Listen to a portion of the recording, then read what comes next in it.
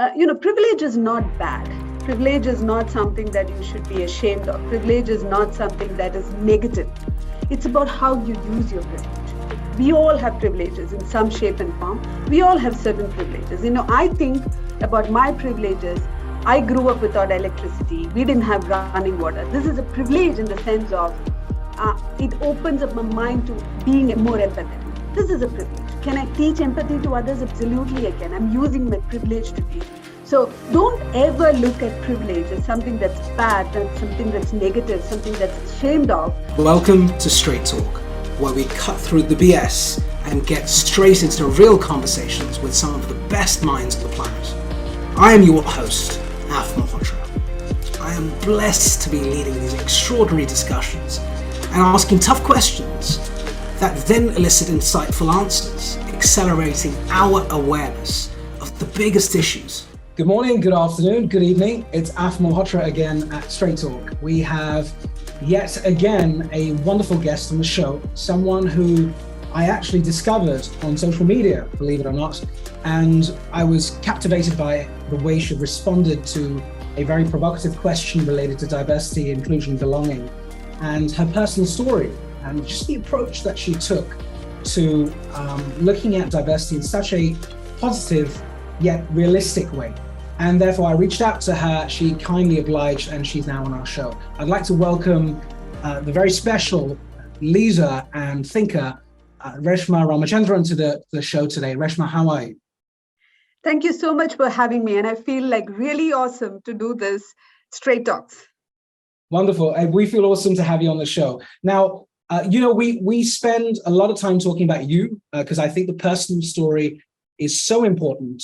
It tends to create the pathway to help us understand why you think the way you think, why you do what you do today, and how you envision the future. So before I go into your job role and what you're doing in your life today, which I'm absolutely going to delve into, tell us a little bit about who is Reshma and what is Reshma doing in Switzerland? And tell us a bit about your background. How did you get to where you've got to?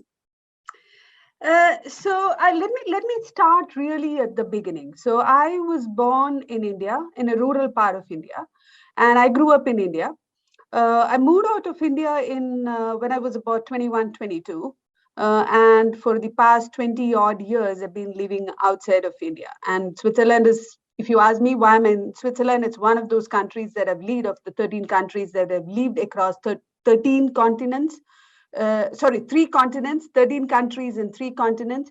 And it's the curiosity that has brought me to different places that I have lived in. By education, I'm an engineer. And if you ask me, what is it that I define myself, who I am, I would say the first thing that I would say is I'm a mom. So I'm a mom to a teenager.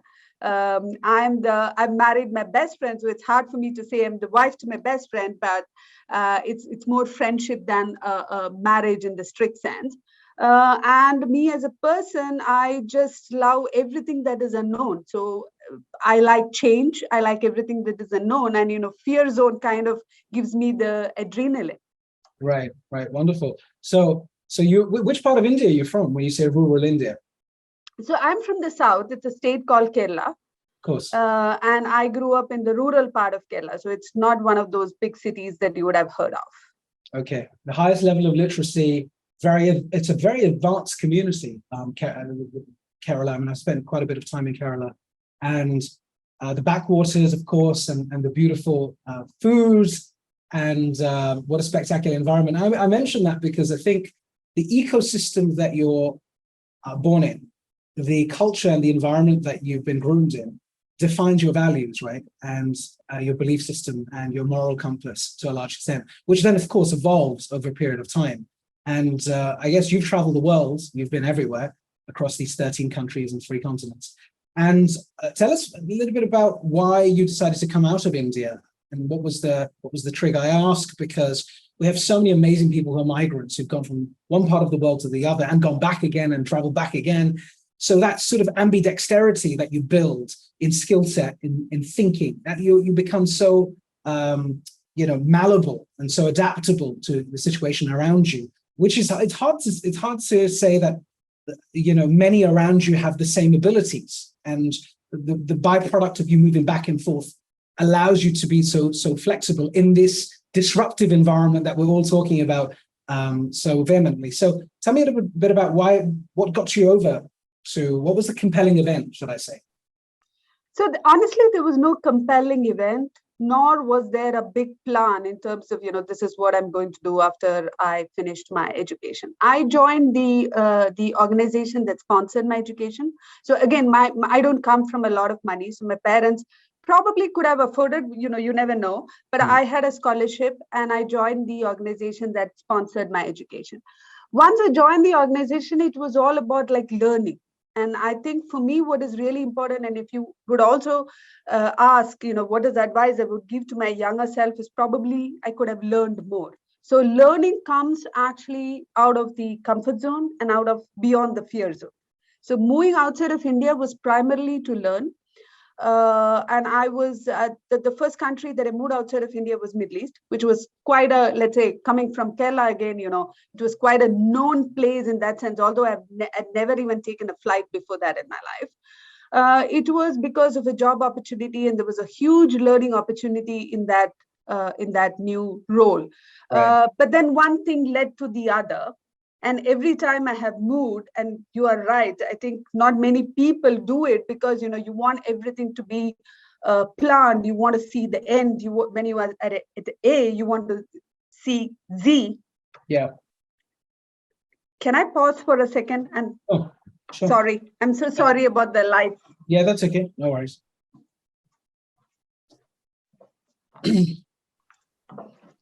So sorry about the lights. It's, that's okay. No worries. That's why we don't do it. That's why we don't do it live anymore. So, it's all good. We've got and tennis does the magic after. Yeah, absolutely. Go ahead. You and flow. Yeah. So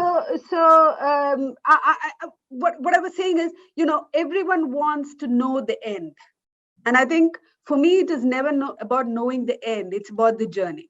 So it was really one thing led to the other. And Switzerland also, one of the most beautiful countries in the world, it just happened by chance because everything was not planned out. We came and we moved to Switzerland without even knowing the language. The official language was German. And everything just panned out simply because you're willing to take the challenge then and say, it's all about learning. There are no mistakes, there are no failures. You actually learn on the go. Fantastic. So let's take that theme just for a moment, and we'll go down in different alleyways, but let's stay with learning for a second. So when you consider learning and you think about this idea and a notion perhaps for some, but for some reality, which is lifelong learning, constantly learn, constantly grow. And it's interesting because we're in the midst of actually, I'm focused right now on understanding the human psychology of the Gen Z, all right? A generation that we have to study, we have to understand, we have to respect, we have to love and support, because they become the next generation of leaders. They become the future that we are so banking, and a good future, and a better future, a more human future. And that's a consensus around the world, So when you think about your work, and now we'll talk a bit about your work, so you're in this incredible field of people and talent. And it is such an incredible field because the world of talent and skills has changed so much, not just because of the pandemic. I mean, that, of course, is a catalyst to a large degree. I think as new generations are born and created, I feel they're upgraded models, right? We're operating on, Windows, and they're running on the blockchain. And with the Windows people can't figure out what the blockchain is, and the blockchain think that the Windows people are so behind the curve. They still have to press the button to turn the PC on or the computer on. And we use PCs, they use VR, AR, and so on and so forth. So it's like chalk and cheese. You've got two types of code that just don't match each other, speaking in technology language, that is. So you need a translation or a middle layer of some sort. And we're all trying to figure it out. I mean, the boomers, the millennials. I'm a millennial myself. I have 2 young kids. Very young, of course. They're Gen Alpha. So that's a whole different conversation. Tell me a little bit about your experience as a leader in the talent industry. What are the big things that you're seeing that concern you first? And then we'll talk about what elevates you, what excites you. But what worries you right now when it comes to the world of talent? So, very simply put, what concerns me, what worries me the most is, the shelf life of skills. So I would say before pandemic, we thought the shelf life of skills was about anywhere between 5 to 7 years. And you rightly said that pandemic was kind of the catalyst. I would say it was more like an accelerator. The shelf life of skills has dramatically come down. Now, it's if you get a skill that's like valid for 3 years, you're lucky. So this is something that concerns me the most because, lot more and the longevity of people has gone up. So Right. there's a lot more of people who can be in the workforce. But what about skills? What if you don't have skills? What if you have outdated skills? So organizations across the world are grappling with this issue of how do I upskill my people? And sometimes it's as simple as upskilling. Sometimes you need to completely reskill your people. And the talent scarcity is something that is like staring at us in the face. So this is something that I would say is a point to worry, a topic to worry or for concern. What excites me is the possibilities that come with it. Because when I talk about the possibilities, we have, again, as I said, the longevity has gone up, right? So if you take a typical organization today, you see about 5 generations working there. So you actually have a very varied skill set. People who are on the fag end of the career to people who are the alphas of this world, who come in and, there are 13-year-olds who are working, right? So it could be gigs. The people are coming in as early as maybe even 10, 11 years. So you have an entire spectrum of experience. You have an entire spectrum of mindset. You have an entire spectrum of how you look at things, generally the diversity of thoughts. So that's what excites me because this is also the unlock for innovation. If you have diversity of thoughts, again, as you said about your kids, I have a teenager who does not think like me. So imagine having a teenager to someone who is like, 85, all of who are in the workforce today, very, very diverse thoughts. Mm-hmm. So let's talk about that. So like a teenager, like your child or any other teenager, because they're a fascinating cohort, really a fascinating cohort. And I think when you look at parents around the world, they're struggling to understand and manage the typical teenager of today. And that's been the case throughout history. It's not as if, parents haven't struggled to manage teenagers. I think the readiness of our generation, of the parental generation, to try and figure out what can they do for their child to help the child be the best version of themselves or to grow or live up to their potential and so on. I think that whole model is different now. And I say that because, I grew up in a traditional system. I'm 44 now. I grew up in a system. I was the last, I guess, generation. My friends and family are much younger. Like my niece and nephew call me a geriatric because they're like, "Oh, you just don't understand, uncle. You don't understand." And I work with young people all the time, and so I have to work damn hard to prove that I'm actually worthy of some form of status in their world. And nevertheless, they're a generation that will seek a different type of employment. They're a generation, it's clear, right, that they have different expectations from the organization that they will work with, not for, work with, and the leader who will coach them or support them in their endeavors. And they would want to do what they want to do and enjoy doing, not doing the boring stuff. And when I grew up, I was told to put my head down, do the boring stuff. Oh, it's all, you've got to do the boring stuff as well. That's what shapes you. Oh, you've got to struggle as well. Heck, I pushed trolleys in supermarkets when I was 15, right, to make my pocket money. Shudder to think that any of the children these days would even bother doing that. They'd be like, well, that's just unnecessary. I'll go on YouTube and monetize my brand, right? But very different generation. And in your opinion, how does the world of placement, how, when you're searching for a job, or a job is searching for you, could be the other way around too, in fact. How do you guys then look at candidate profiling? And where I'm going to go with this eventually, but let's start with candidate profiling, and we're using Gen Z as an example. So how do you then, skills, you talk about skills. I mean, a young person, a Gen Z, may or may not have the skills, technical and or soft skills, in an official certified way. But how do you then augment your diagnostics to say, actually, they've got super talent. Actually, they've got the gift of the gab. Actually, they've got, zeal and determination and passion That's what a big company really wants. Talk me through how you're changing and how search is changing, how people are going out there and diagnosing jobs and filtering candidates different.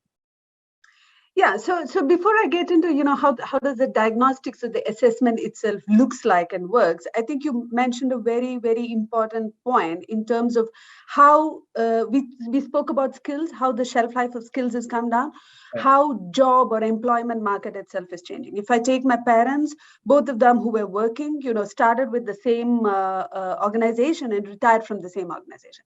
For them, it was a big shock when I actually left the organization that I joined after about 7 years, because they could not have imagined that. And today we talk about Gen Zs who are not even talking about being employed with an organization. It's more like, as you rightly said, what interests me, what attracts me, and this is the whole gig economy, right? I just do parts of what interests me.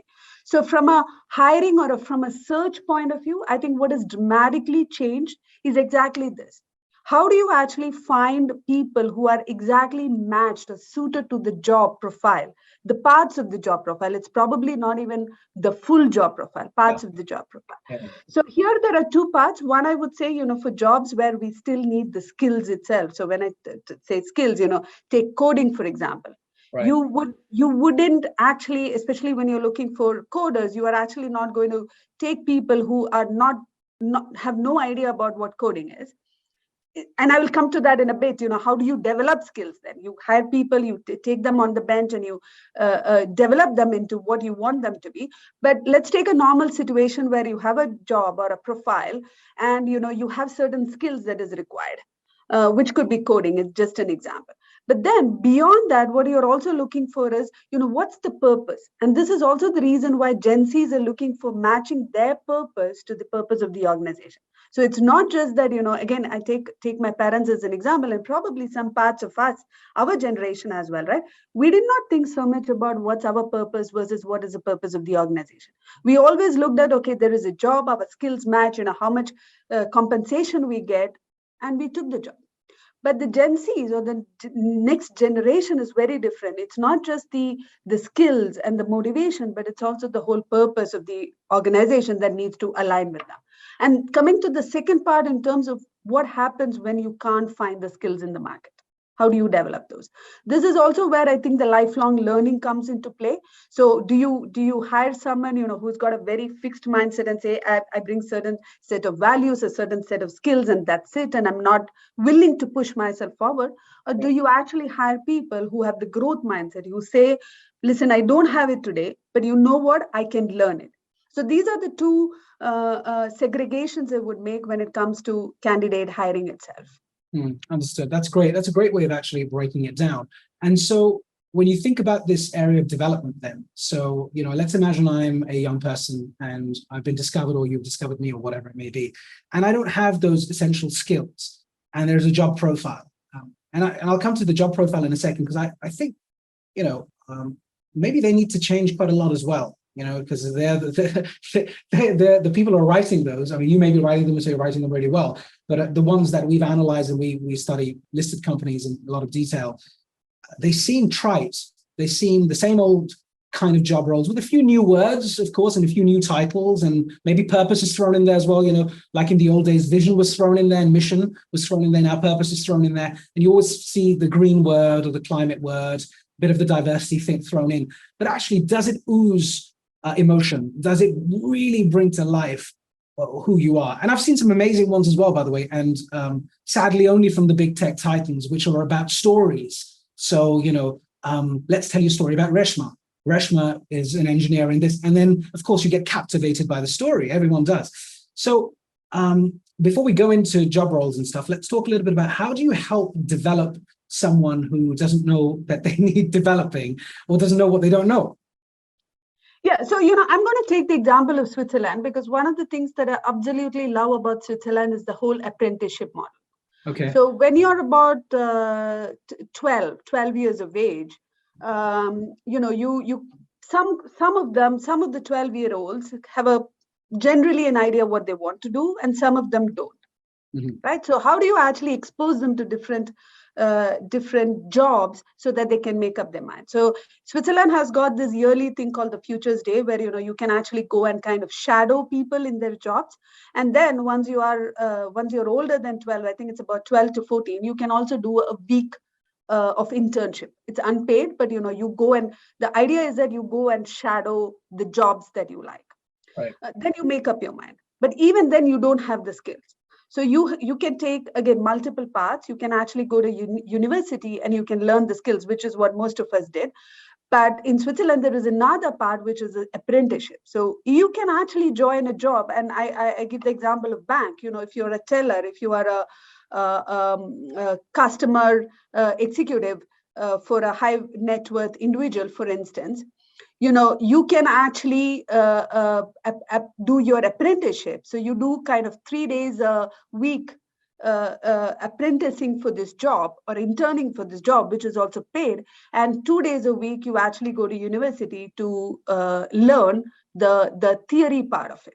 And I think it's a great model. So in my past, with my past employer, we had also experimented that in the US, because in the Switzerland or the Swiss job market, it works. Not everywhere apprenticeship is looked in the right way. I think that societies where you look down upon it. Yeah, And I think and I think the way to go is to say that, especially when the shelf life of skills is so short, the way to go is to say, how do you actually get talent in, just raw talent in? And, you and I, we could be interns and we could go and actually shadow these jobs. And tomorrow, or in 6 months, in a year, we could actually become pros at those.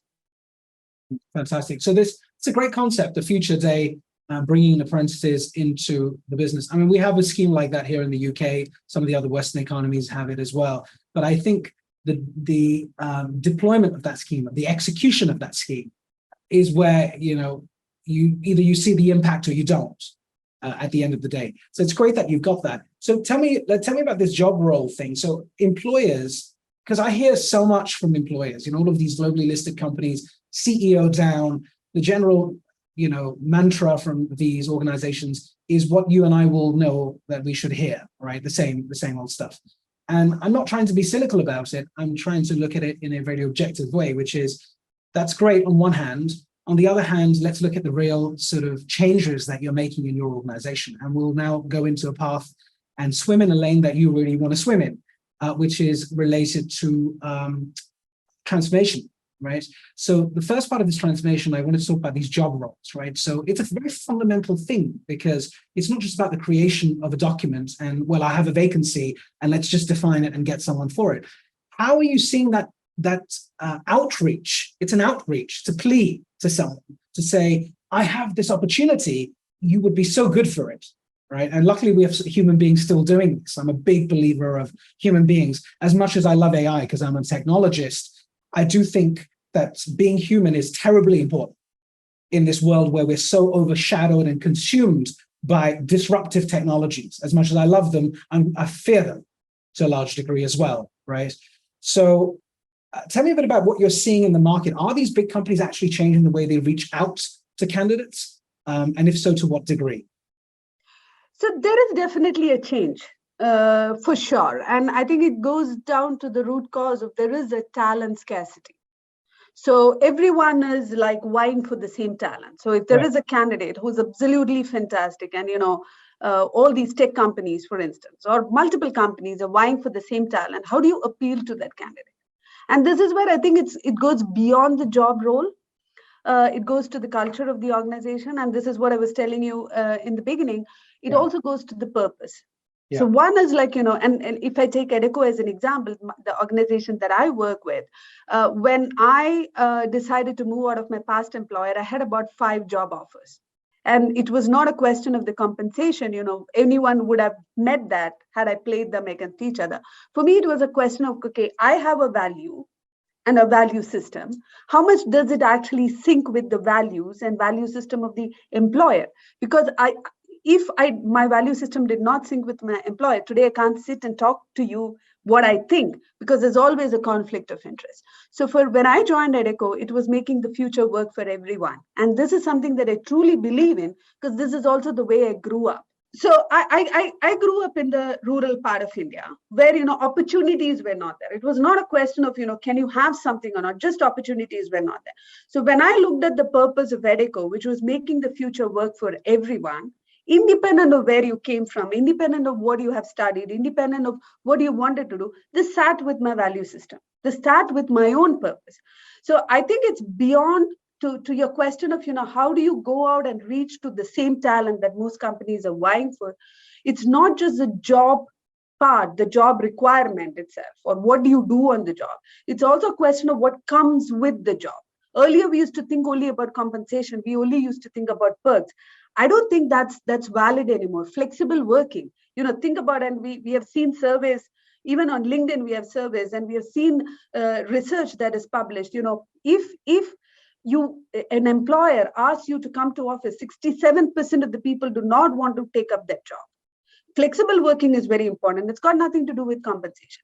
So I think beyond what you're going to do on a daily basis, what comes with it, the culture of the organization, the purpose of the organization, what the organization stands for, that's important. And I think more and more, I see more and more companies are reaching out in the sense of, telling the story of the organization.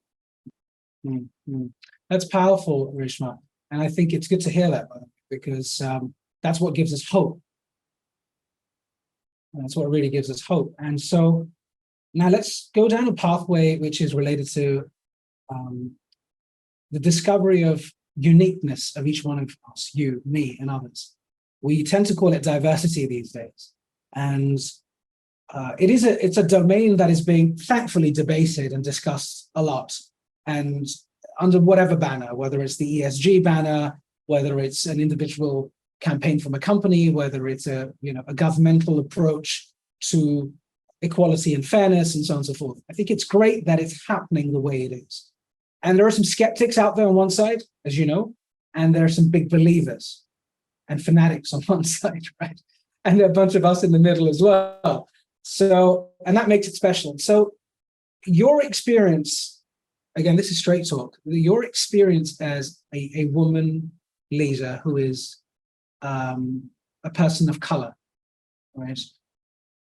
Tell us a little bit about the journey that you've been on, and please be open with us, be vulnerable if you can, and I'm happy to do the same. I don't want to go and unpick the past. That's not what this is about, because we're not just looking at, the horrible things. But I think some anecdotes are important. And then I'd like to talk about what we could do to make things better outside of the noise that is so loud outside. It's not musical anymore. I'm a musician as well, by the way. So the harmony is gone. All of they say in the Indian language, the sur, the note, is missing for me. So it's distorted now. And so I've got my own way of trying to bring the musical factor back in, the nice notes back in. Tell us about some of the experiences of the past to wake us up, and then tell us a little bit about how you want to envision the future, how things are getting better for you and for others. Yeah. So again, I'm going to go back to the beginning. So you portrayed Kerala as a very beautiful place, backwaters, amazing food. It's also called the God's own country. And I think one of the things that people don't probably realize is Kerala is also a very matriarchal community. So the family name goes forward through the daughters and not through the sons, which is a big change, right? Which is a huge shift in how you think. So I grew up amongst women who were strong-headed, for want of a better word, who were strong-willed. All of them were working, all of them had jobs. I've seen them juggle, the motherhood and their careers, but all of them made it work. So in my mind, when I started, there was absolutely no doubt that I belong there. I belong in a career world, not a job world, not a 9 to 5, and you're supplementing your husband's income. No, I believed in having an equal seat at the table. And to when I started, I was one of the first women to join in a technical role. So I was an engineer. I was one of the first women to join in that role. So that was kind of my first reality check, where certain jobs were just not for women. for different reasons. And I was the first woman from the organization that I worked for to go to Middle East. And this was a huge fight for me because I wanted to go. That was a clear path to career progression. And it was always like protected for men. Since everything is unknown. So you don't want, and again, the patriarchal benevolence, right? You don't want to expose someone you like to the hardships. And that was kind of like, I would say, the first reality check. And once I moved to the Western world, suddenly you realize that a community that you had grown up where you were majority, you're suddenly a minority. So it's not just the woman, you are also a woman of color. So people tend to look at you very differently. There are certain things, and I always say this, I've never had an equal starting point. I've always had to start zero.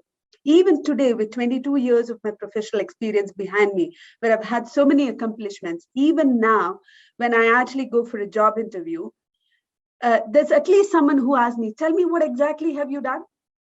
And this is not a question a white man would ever get because his credentials are good enough, right? So there is discrimination and there is bias, and I don't want to mince words about it. There is discrimination and there is bias. And I think, for me personally, had I known this 22 years back when I started my professional career, I'm not saying things would have been different. Things would have definitely been the same, but I would have been better prepared. So up until about, I would say, even 7-8 years back, when something, especially racism, sexism hits you, there are days when I've cried. I just didn't know how else to respond. You are angry, you have emotions, and what comes out is actually tears. Today, if you I experience the same thing. So I'm not saying my experiences are different, but I'm stronger. And in terms of, so this is the past, and you're absolutely right. I don't think we should ponder too much over the past. What's the future? So the future, personally for me, like I'm prepared. I know there'll be biases. I know there'll be discrimination. I know there'll be people who ask me, what exactly have you done? What exactly can you contribute? And I'm prepared for those answers. But also, I think what has fundamentally changed or phenomenally changed for me is I'm in a position of power. So what is it that I can do for people who come after me? I don't want a single person, especially a woman of color, who comes after me to go through the same things that I go through or I went through. So how can I actually make it different for them? So this is where I believe in the future. There are a lot more of us, and take the top 10 tech companies in the world. 8 of them have Indians as CEO, people of color. What can we do to make it better for the people who come after us?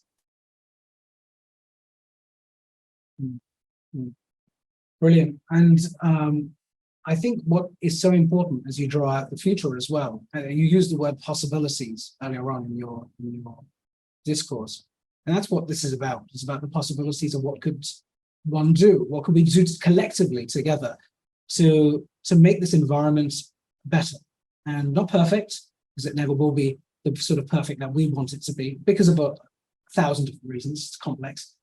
How do we create an environment where, you're right, the next generation, we talked about the Gen Z, the next generation of people aren't dealing with the same issues that we've grappled with, albeit looking different and shaped differently and morphed into something different, but actually it's the same damn thing all over again.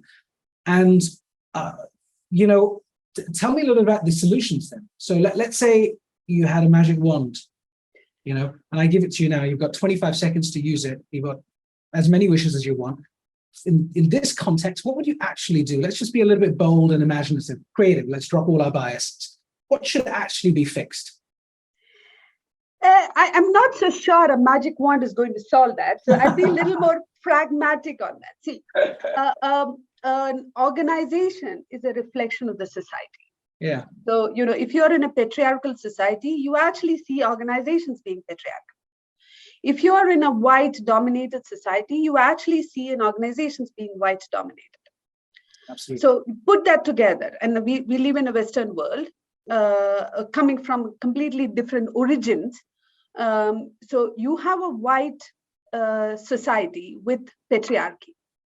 Organizations are just reflection of it. So there needs to be a lot. So we always talk about organizations because it is more constrained and more confined. So if you take, any organization from 5,000 people to 300,000 people, it's still a smaller set of people that we are talking about. But I think the fundamental change that needs to happen is in the society. And I always say this, what the change that needs to happen is change at home. Because homes are what is contributing to society. So I take my own home, who cooks dinner? And I get this question all the time, especially when I travel, when my son was, he's a teenager now, but when he was younger, I used to get this question, who's cooking dinner at home? And I would ask back saying, why can't my husband cook the dinner? Like, why is it question asked to me? When my husband travels, he never gets a question, who cooks dinner at home? Because I'm expected to cook the dinner.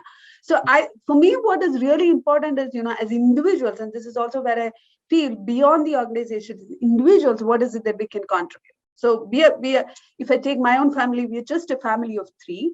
My husband and son, both of them have a role to play in how the society shapes, how stereotypes are built. So my son cooks, my 14-year-old cooks, my husband cooks. Everyone does the home chores. It's not just my responsibility. This is the change that's why I said, I don't think it's a magic wand. It's a larger pragmatic approach that we need to take. Change homes, change society. Organizations are only a reflection of society. Now, in terms of short term, so this probably is going to take 500 years for us to fix, right? How many billion people? 8 billion people, this is not going to happen overnight. So this is where organizations come in. So what can organizations do? And I see a lot of organizations, and we spoke about job descriptions. I see a lot of organizations writing, equal opportunity. What does equal opportunity actually mean in reality? Equal opportunity, does it only mean that, anyone can apply, but, we will anyway discriminate you once you apply? Or is it that you are also talking about equity? So we also always talk about diversity and inclusion, yes, but where is equity? Most of us didn't have the same start point. So what are you doing to address that, even at a hiring level? Because everything starts there. Mm-hmm. So a couple of things there. One is the whole equity part. I think this needs to have more of focus. And second, again, we talk so much about diversity. Diversity is great. Diversity can be seen. You and I sit in a room, you are a man, I'm a woman, you can see that. We sit in a room, we are people of color, people can see that. You can see that. But inclusion is what we feel. So my whole thought process and what I always talk about is not about diversity. And I always say this, diversity is only a consequence. How inclusive are you? How much do you appreciate and understand the uniqueness, the differences that people bring? We are all different. I can tell you, I've been living outside of India for 20 years. I can talk cricket. I cannot talk football. And imagine a conversation which is always about football and beer. I'm automatically excluded. So it's having that self-reflection to think, how inclusive I'm at this table where everyone is different, even though they might look like me, is different. So 2 things I would say organizations can definitely take action on is inclusion. And the other one is equity, because not all of us have the same start points. Powerful. And I have to agree with you. I mean, I think I recently wrote an article on the whole area of inclusiveness or inclusivity as opposed to diversity, and unpacked it in a lot of detail, because I think that's something that's not very well understood. It's talked about like a lot of things, including equity, but actually the implementation of a lot of this stuff is still way off. And so I always worry when more words are added in these campaigns and these strategies and programs, and not much work is done to measure the real impact at a ground level. It's a little bit like, it reminds me of what Indra Nooyi said, and I quoted her, and I'm trying to make sure I remember the quote. It was a little bit like, diversity is a program.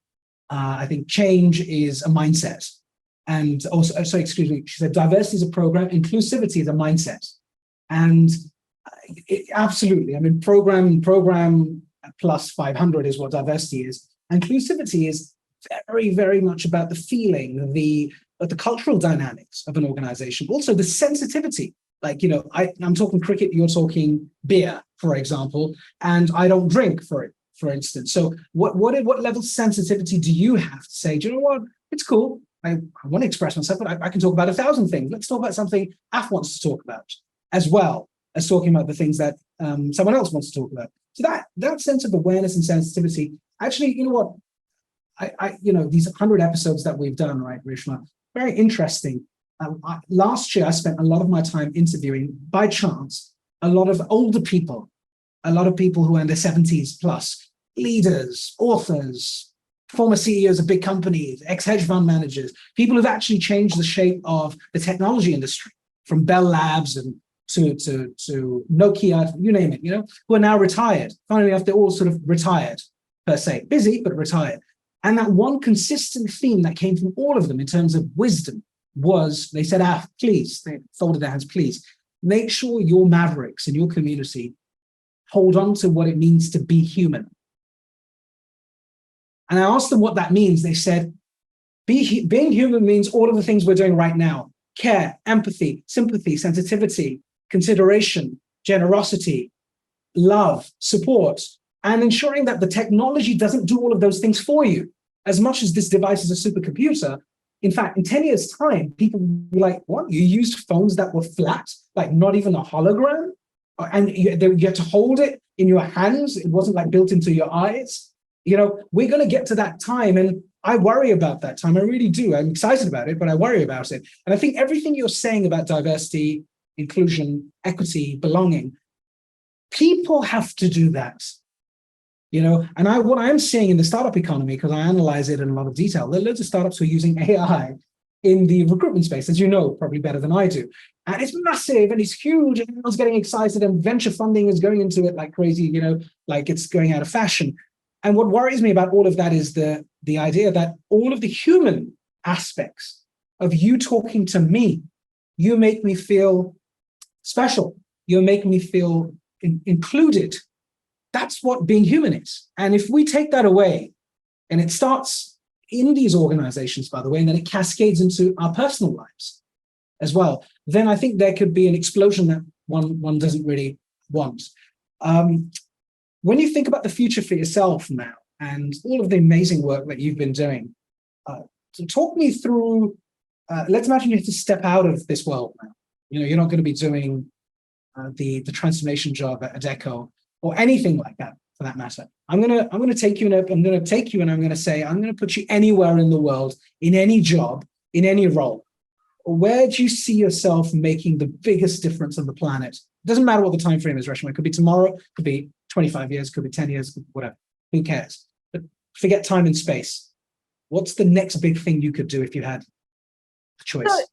So see, this is not something that has changed for me over the past decade. I think I'm able to articulate it better. That's it. Right. So I truly believe the future of the world, and therefore my own future, is somewhere at the intersection of technology and people. Now, what is that intersection is the big question. Because we need, and you rightly said that the more we are actually getting into these advanced technology, the more we need the truly human emotions, human skills. Only humans can actually have. So the future really belongs at the intersection of technology and people. And my future as well, I see at the intersection of technology and people. And as we get into more and more of these advanced technologies, what is also important is really the human skills. And you spoke about a lot of that: empathy, emotions, compassion, all of that which we cannot teach the machine. Now, what does that entail, that intersection? It's a small intersection, right? Or it's probably a big intersection. We don't know how the future is going to unfold. Right now, I see it as a small intersection of technology and people. And whatever I can do in that to create more impact, especially for the underprivileged, I put it that way, technology can help. So whatever is at work, whatever is, and currently my transformation is completely around that. And, a lot of what we do in our organization, in my own organization, and which is what we are also transforming, is to actually give more employability to people, to have that lifelong employability. We used to always talk about hire to retire. That model is gone now. It's more about employability. At whatever stage you are in your life, in your career, you should be employable. And again, people with, take refugees, for instance, and we are in a crisis situation at the moment, right? People leave their homes, they don't have credentials. So how can you actually give that source of hope, that sense of hope to people? This is also where technology can help. So both people and technology. Now, what does this intersection look like? So for me, for the past 10 years, the roles itself has changed. So when I was with a very, very high-tech engineering company, it was really about bringing power to the world. Technology helped, but it was, again, I grew up without power and no electricity. So it was really empowering people with electricity. To now my current job, which has got nothing to do with electricity. It's got to do with employability. But how do you actually use technology to create more employability and create more jobs? So I can't articulate in terms of a role what that would be, but definitely I do see my future at the intersection of technology and people. That's amazing. It reminds me of, the old Maslow's hierarchy, right?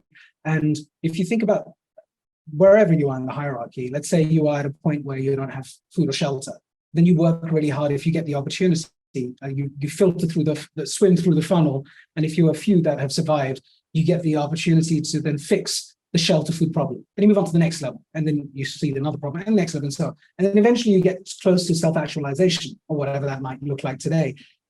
And I guess in certain parts of society, let's call it Western society, just for a moment. I'm not saying Western society is the be-all and end-all, quite the contrary. Western society is civilized, it's organized, it's structured, it's the general population is sort of vibrating a little bit above the lower part of the Maslow's hierarchy.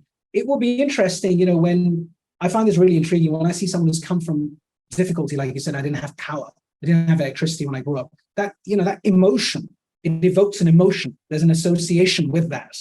And that triggers you to persevere with passion because it's so close to your heart. These issues of diversity that you and I feel so passionate about. Why are we so passionate about it? Well, I'm not white, neither are you. And so but people who are not, of color have other issues. They'll talk about other issues that relate to what they're going through. It's difficult for that. There are a whole bunch of difficulties they've got to deal with. So this is close to us. But I wonder what's going to happen in the future for our next generation, going back to them. We've given them so much comfort, so much support, so much security, so much generosity from the parent to the child, that actually, I wonder what their problems are. And they're certainly not the Maslow hierarchy problems. I think they're the 21st century problems of mental health. Too much. Lack of knowing what to value and what not to value. Overabundance. No one really talks about overabundance. We say abundance is good. Abundance is good. But no one talks about overabundance. What do you do with it? There's no more scarcity. You've talked about scarcity so many times. But you and myself too, I have to be honest, a lot of what I do is defined by what I didn't have and what I feel now other people should have. Let's be honest about it. But my kids and your kids and their kids, they'll have to think about a different sort of purpose.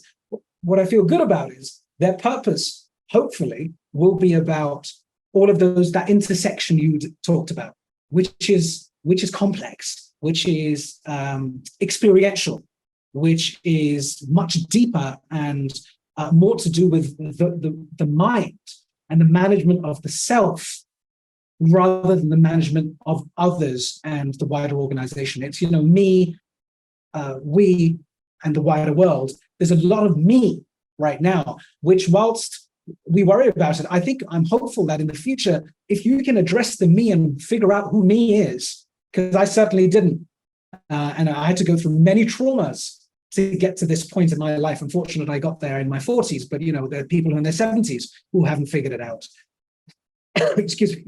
This generation is wired in the right way to do it.